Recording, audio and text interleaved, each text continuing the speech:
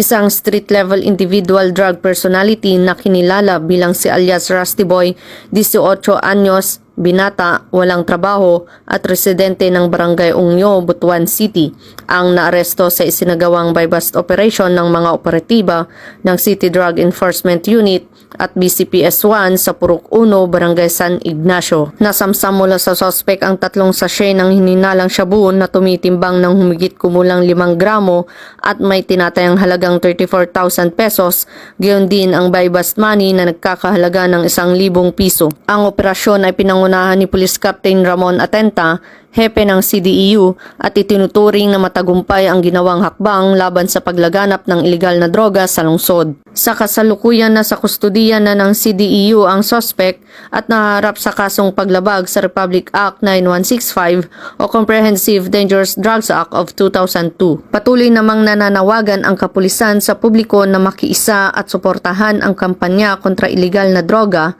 at agad na iulat sa mga otoridad ang anumang kahina-hinalang aktibidad sa kanilang mga lugar.